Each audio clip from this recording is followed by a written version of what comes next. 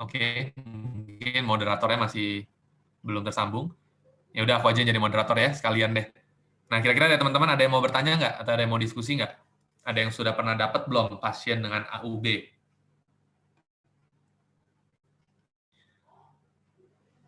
Gimana teman-teman semua?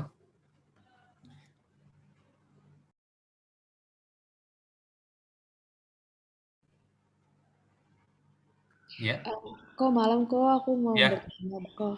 oke Uh, boleh. Thank you buat presentasinya juga, bantu banget. Iya, sama-sama. Sorry aku sambil off cam ya. Iya, ya Mau nggak apa. mau nanya kira-kira kalau misalkan pasiennya datang dengan perdarahan aktif yang tadi kalau Ki bilang itu medikamentosanya gimana ya kok kayak asesmennya gitu kan pasti kan pertama kita asesmen dia shock grade dulu terus selanjutnya gimana kok? Thank you. Ya, oke, thank you ya, Vi, untuk pertanyaannya. Jadi memang kalau misalnya tadi pasien datang dalam kondisi yang akut gitu ya, oh lagi berdarah nih, terus kemudian dia juga apa namanya tampak nggak stabil gitu ya. Nah, kita pastiin dulu TTV-nya bagaimana ya. Kita lihat dia bagus nggak, apakah dia masuk dalam kondisi shock atau tidak. Nah, dalam penentuan itu, kalau misalnya kita udah bisa bilang, oh ya, ini udah masuk shock gitu. Nah, itu akan ada tata laksana lanjutannya. Contohnya apa? Kita bisa melakukan apa namanya infus ya, biasanya ringan laktat atau normal salin dengan dosisnya itu dosis shock 20 mili per kilo per jam gitu ya. Atau bisa kalau di orang dewasa itu langsung aja kayak coba diguyur dulu 1 liter ya, 1 liter pakai dua itu ya, dua IV access gitu, dilakukan pengguyuran, dicoba dilihat dalam setengah jam apakah ada berhasil naik tekanan darah, nadinya bagus atau tidak gitu. Jadi itu memang asesmen masing-masing. Pertama kita PF dulu, TTV bagus, sorry kalau nggak bagus kita tata laksana ya. Tapi kalau misalnya PF masih bagus, terus belum ada tanda-tanda shock, tapi ada pendarahan aktif, ya bolehlah kalau misalnya kita mau lakukan perawatan, kita lakukan pemberian IV akses boleh ya, kita pasang IV akses, terus kita lakukan maintenance dose gitu, dari fluid terapinya itu juga nggak terlalu bermasalah menurutku ya. Nah tentunya kalau misalnya untuk sampai kayak mau apa transfusi darah atau sebagainya itu juga harus melakukan perujukan dulu ya, nggak boleh kita dengan seenak kita langsung kayak udah transfusi aja gitu ya, harus ada pengecekan HB dan sebagainya kan. Nah jadi setelah itu barulah kita cari tahu ada apa. Kalau misalnya memang kita bisa hentiin pendarahannya ya pakai tampon kayak pakai apa gitu, itu bisa kita lakukan sebagai dokter umum gitu. Kira-kira gitu ya Afi ya. Oke kok, thank you. Ya, sama-sama, terima kasih. Oke, dari kolom komentar, boleh ya kalau misalnya ada yang mau bertanya langsung on microphone juga boleh. Dari Natalia Supir, selamat malam kalau ingin bertanya, bagaimana ya korelasi tiroid dengan AUB? Terima kasih. Oke, oke, terima kasih. Jadi kalau misalnya tiroid dengan AUB, yang pertama ya, ada yang bilang bahwa tiroid itu dia memiliki bentukan molekuler, ya hormon tiroid ya, yang FT4 gitu, itu memiliki FT4 dan TSH, dia memiliki korelasi atau kesamaan molekuler dengan beta HCG.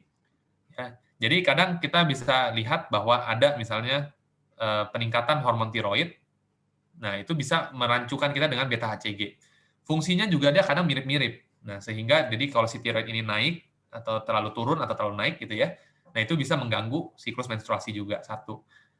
Kemudian yang kedua, kita cek melakukan tiroid. Kenapa? Karena ini kita mau lihat kasus-kasus yang secondary amenorrhea. Contohnya gini, pasien datang dengan menstruasi yang tidak teratur, kemudian dia sudah stop, ya stop menstruasi nih, udah 4 bulan, 5 bulan nggak menstruasi.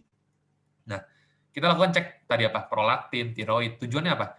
Kita mau cari tahu pituitarinya tuh sebenarnya bagus atau tidak. Ya, kalau kalian ingat lagi di blok endokrin, aku coba whiteboard ya. Nah, kan semuanya itu diatur oleh si pituitari, ya. Lokasinya ada di intrakranial, gitu. Nah, dia akan mengeluarkan hormon yang tadi kita sebutin aja ya. Sebenarnya dia ada banyak hormon ya. Yang satu ada yang ke tiroid, terus kemudian ada yang ke gonad, dan ada satu lagi yang ke prolaktin, ya. Nah, tiga ini yang biasanya dengan mudah dicek dan ada korelasinya dengan AUB, gitu. Karena apa tadi? Selain tiroid udah ngerti ya, terus prolaktin, prolaktin dia mensurpres. Kalau dia hormon susunya tinggi, dia mensurpres terjadinya menstruasi. Gampangnya ingat gitu aja. Misalnya kayak, oh ibu baru lahiran, anaknya disusuin, ya kan? Nah, prolaktinnya lagi tinggi-tingginya tuh, lagi produksi susu. Nah, itu biasanya dia amenorrhea ibunya. Ya, nggak mens, gitu, nggak subur. Nah, selain ada korelasi yang aku checklist tadi, Nah, jangan-jangan ada sesuatu hal di intrakranial yang menyebabkan ini semua rendah, misalnya. Ya, nah disitulah fungsinya kita lakukan pemeriksaan. Mulai dari hormonnya saja dulu. Kita nggak perlu MRI kepala dulu gitu. Kita ambil dulu darahnya, kita cek hormon.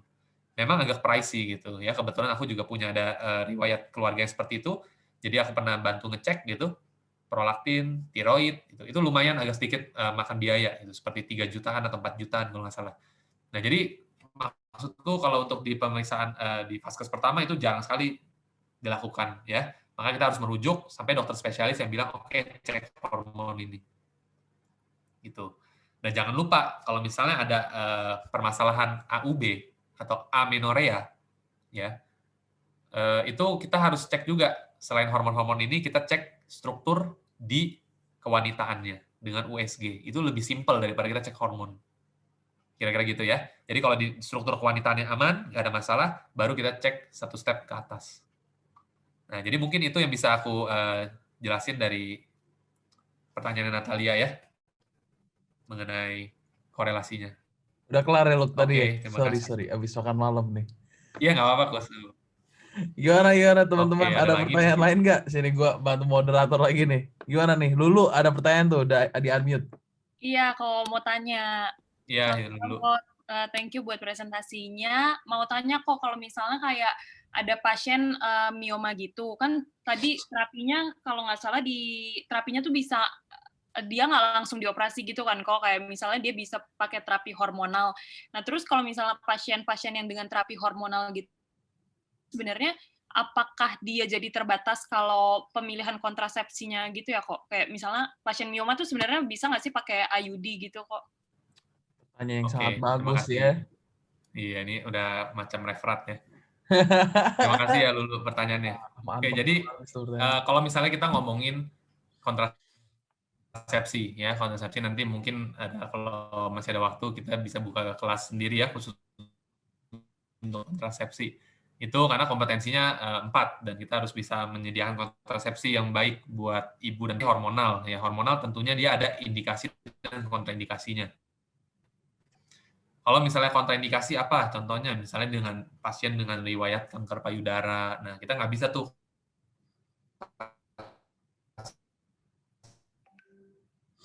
sembarangan kayak, oh ya kasih aja estrogen. Sorry ya, internetku unstable. Oke, tes bisa ya. Nah, jadi kalau misalnya kita mau memberikan pasien mioma dengan terapi hormonal, ya, itu nanti kan pasti persetujuan dari dokter spesialisnya yang pertama. Terus kemudian nanti apa efek sampingnya buat dia? Ya pastinya terapi hormonal itu akan membuat si mioma ini menjadi lebih kecil gitu ya. Kita atur lah gitu hormonnya supaya dia bisa jadi lebih kecil. Nah, contohnya apa? Misalnya kita pakainya terapi hormonal yang progesteron only. Itu juga bisa. Karena kan tadi teorinya kalau si polip dan mioma itu kan karena estrogen. Nah, kita pakainya yang progesteron only. Sehingga jauh lebih aman. Tapi apakah itu akan memperbaiki AUB-nya? Justru kadang-kadang malah membuat dia menstruasi berantakan ya karena kita pakai hormon, obat hormon jadi menstruasi berantakan. Tapi at least kita bisa atur dosisnya, pemberiannya itu kita bisa atur. Nah, satu lagi pertanyaannya mengenai IUD ya, apakah bisa mioma itu pakai IUD? Nah, salah satu kontraindikasi pemasangan IUD adalah kalau misalnya dia ada kelainan mekanik atau struktural di situ ya. Jadi misalnya ada infeksi nggak boleh, lagi ada discharge yang aneh-aneh gitu ya, itu nggak boleh. Terus endometritis juga nggak boleh.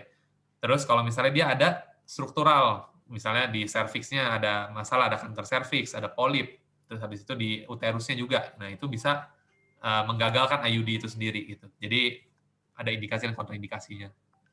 Kira-kira gitu ya Lulu ya. Oke kok, terima kasih banyak. Iya, sama-sama. Jadi tadi gimana Luk? IUD apakah bisa dipakai di mioma Luk? Iya, kalau misalnya itu tergantung dari indikasi kontraindikasinya, Kus. Jadi kalau misalnya dia sampai besar sekali, terus kemudian dia menutup jalannya gitu ya, jalan apa uterusnya itu biasanya sih nggak bisa dilakukan karena dia kontraindikasinya kalau ada mechanical gitu, obstruction. Oke. Sip. Baru tahu juga tuh gua tuh. Iya. Ternyata bisa ya Luk IUD di miom ya. Iya, tergantung dia harus dilihat juga gitu di PF juga gitu harus dilihat. Kalau kayak gitu apa lebih baik USG atau dari PF aja cukup sih Luk kalau mau kayak gitu? Iya. Pastinya kalau untuk memastikan lebih bagus ya kita menggunakan imaging ya kan. Imaging kalau misal PF kan kita, oh ini apa nih ada massa berbenjol-benjol, tapi kita nggak tahu apa itu polip atau itu miom atau jangan-jangan apa itu sesuatu di sana ya. Jangan-jangan kehamilan lagi. Nah kita bisa tahu dengan USG, mau lebih detail lagi bisa pakai MRI. Itu bisa dibedain kayak oh ini polip, ini itu gitu. Ya tapi tentunya kalau yang paling bagus ya biopsi ya. Itu sebagai gold standard biopsi kita lihat jaringan apa ini. Pasti teman-teman juga udah pernah lihat ya di preklinik gitu, udah pernah lihat ada preparatnya kan, leiomioma uteri, gambarnya seperti apa. Nah, akan berbeda dengan yang polip. Gitu sih. Mantap sekali Lucky penjelasannya. Teman-teman yang lain ada pertanyaan nggak? Bagus banget ya pertanyaan tadi ya. Gimana yang lain? Ada lagi kan nih tentang AUB ini pasti kepake banget nih ya di mana-mana ya. Kok mau tanya lagi boleh nggak kok? Gas aja sih Lulu. Iya kok, tadi kan yang bikin nyeri saat mens itu yang adenomiosis. Kalau misalnya untuk yang miom sama polip tuh bisa dia ada keluhan nyeri juga nggak sih kok? Gitu, atau nyeri tuh khusus buat yang adenomiosis aja gitu kok? Yang bagus lagi nih Luk. Gimana Luk? Oh, ini Saida Lulu tertarik mungkin jadi dokter obstetri ginekologi. Ya. Jadi oke, pertanyaannya bagus, terima kasih ya. Kalau misalnya kita bilang nyeri itu tadi aku masukin salah satu di anamnesisnya. Kita tanya, Bu, ada sakit perut nggak? Ada di panggulnya ada sakit nggak? Dulu pernah nggak sakit seperti ini gitu ya. Nah kita tanya, kalau ada sakit seperti apa sakitnya? Dan juga kapan sakitnya? Oh setiap kali menstruasi sakit banget dok, sampai saya muntah-muntah berapa hari lah gitu ya. Nah itu kita curiga ke adenomiosis ketika dia nyerinya saat menstruasi. Maka dibilangnya AUB plus dysmenorrhea, jadi nyeri saat menstruasi. Nah, ketika kenapa bisa seperti itu? Karena kita ingat kalau adenomiosis itu dia adalah kelenjar endometriumnya yang pindah ke dinding uterus.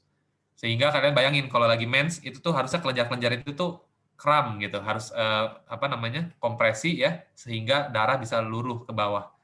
Nah, bayangin kalau di dinding uterusnya itu banyak kelenjar-kelenjar, terus kemudian dia masing-masing kram, nah itu satu perut itu bisa sakit gitu. Itulah mekanismenya nyeri pada adenomiosis.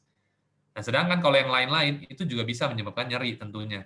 Ya, kalau misalnya dia udah cukup besar untuk sampai dia meregangkan struktur di sana, ya menegakkan kapsulnya dan sebagainya, itu bisa merangsang rasa nyeri juga. Nah, kita bedanya gimana? Ya tanya nyerinya itu pada saat menstruasi atau kayak every time di situ. Itu juga bisa salah satu ini ya pembedanya. Gimana Lulu? Udah jelas? Udah kok. Makasih banyak kok. Iya, sip. Sama-sama. Mantap nih tadi jawabannya.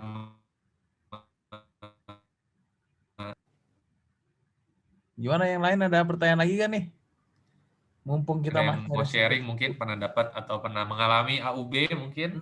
Betul. Cerita-cerita aja,